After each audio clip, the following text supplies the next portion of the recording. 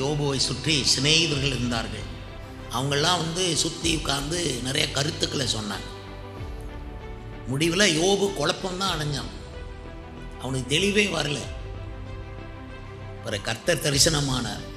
அவன் சொன்னான், என் மீட்பர் உயிரோடு இருக்கிறார், நான் அவரை காண்பேன் என்று சொன்னான்.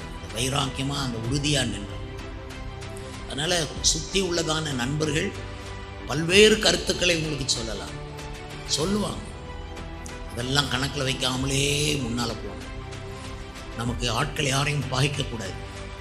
நம்மளை சுற்றி இருக்கிறவங்கள வெறுக்கக்கூடாது, பாய்க்கக்கூடாது. நம்மளை சுத்தமாக காத்துக்கொள்ளணும். கர்த்தர் எல்லாவற்றையும் கவனிக்கிறார். கர்த்தருக்கு பயப்படுகிறவர்கள் ஒருவருக்கொருவர் பேசிக்கொள்வார்கள். கர்த்தர் அதை கவனித்து கேட்கிறார். ஆகையினாலே சுற்றி இருக்கிறவர்கள் தான் உங்களுக்கு முக்கியம். அவங்கள ஜெயிச்சிட்டிங்கன்னா எல்லாத்தையும் ஜெயிச்சிருவீங்க. கர்த்தருக்கு ஸ்தோத்திரம்.